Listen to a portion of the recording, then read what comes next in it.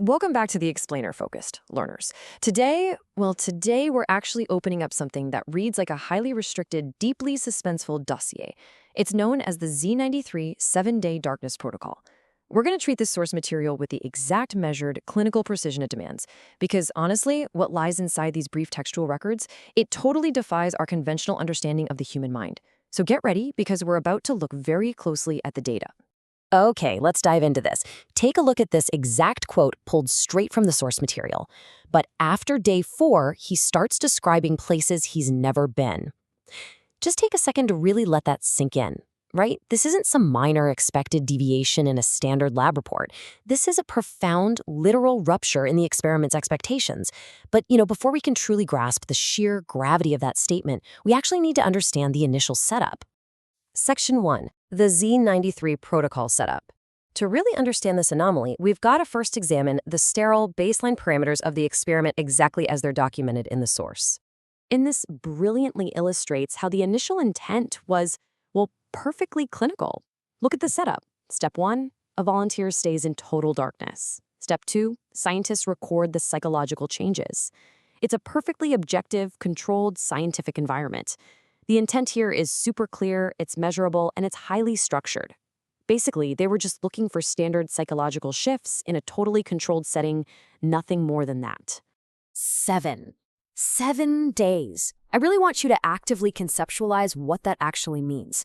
Think about the extreme psychological endurance required for absolute unbroken sensory deprivation. I mean, we're all so used to constant input, right? Screens, daylight, motion, all these visual cues guiding literally every thought we have. Now imagine a full week. That's 168 hours. No light, zero visual feedback, just the mind, totally alone in the void. That is a completely grueling baseline for any scientific observation. Section 2, total darkness for 7 days. This really guides us deeper into the methodology of the text, emphasizing that the primary variable here is the complete and absolute removal of all visual stimuli. It's an environment of total subtraction. And notice the stark contrast here. On the one hand, we've got the expected outcome, recording standard psychological changes. The researchers, they were anticipating things like altered sleep cycles, maybe some heightened anxiety, or even mild sensory hallucinations. But then on the other side, we have the actual outcome documented, the subject describing places he has never been. Seeing this side-by-side comparison really highlights just how drastically the anticipated parameters of the experiment completely broke down. Which brings us to Section 3, the Day 4 anomaly. This marks the exact narrative pivot from standard scientific observation straight into uncharted territory. Let's move to and see how this builds. Watch how this timeline unfolds. Days 1 through 3, they proceed exactly as planned, just your basic psychological recording. But then, the rupture happens. Day 4 is specifically marked as the anomaly. And this is followed by days 5, 6, and 7, which are entirely consumed by these bizarre, uncharted descriptions. This progression visually anchors us right to the exact chronological breaking point documented by the researchers. Day 4. I want you to look at this number and ask yourself, why this exact moment? What specific threshold of human endurance or even cognition was crossed at this precise chronological point? Because days 1, 2, and 3 of total darkness, they were seemingly within the bounds of expected psychological strain. But day 4 acts like a locked door just springing wide open in the subject's mind. The source text marks this day as the absolute point of no return. Section 4. Places he's never been.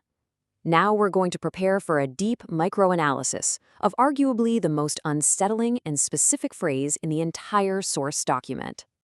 Now, what's really interesting about this slide is the deliberate phrasing the researchers chose to use. Quote, he starts describing places he's never been. Notice that word, describing. It doesn't say he was confused or panicked or just, seeing random colors floating around. Describing implies a highly detailed spatial awareness. The subject is actively recalling architecture, geography, the physical dimensions of locations. This is way beyond generic sensory deprivation confusion. And this distinction is absolutely crucial. It perfectly encapsulates the core mystery of the protocol. We are looking at the precise shift from expected internal psychological changes, where a deprived mind just kind of plays tricks on itself with random shapes or sounds, to an unexplained external spatial awareness. The source is highlighting a profound difference here. The subject wasn't just looking inward at hallucinations, he was somehow projecting outward. He was detailing unvisited physical locations with such unsettling clarity that the scientists literally had to document it as a distinct anomaly entirely separate from standard sensory deprivation effects. Section 5, Z93 Consciousness Themes. It's time to zoom out from that isolated Day 4 event and explore how the source material ultimately categorizes this under a much broader thematic umbrella. So the crucial point is how the text processes this data. It doesn't just discard this event as a failed experiment or some sort of psychotic break. Instead, it introduces the Z93 consciousness themes. This is the overarching conceptual framework explicitly linked to the spatial and psychological anomalies observed in the 7-Day Darkness Protocol. It serves as a robust connection to profound themes of human consciousness, really probing at the hidden capacities of the mind when it's completely stripped of the physical world. Let's connect the dots across this narrative arc documented in the source. First, we have the catalyst, the protocol, which is those 7 days of total physical darkness. That leads straight into the resulting data, the anomaly, those crazy Day 4 spatial descriptions that just completely shattered expectations. And finally, the resulting theory, the framework, the Z93 consciousness themes. It moves so elegantly from a strict physical methodology to incredibly anomalous data straight into this profound theoretical framing. It's all incredibly connected.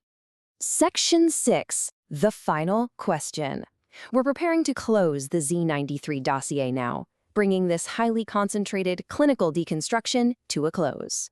And it leads us directly to this thought-provoking conclusion. When all physical light is removed, does human consciousness begin to project into spaces it has never physically been? I want to leave you with that stark, provocative thought.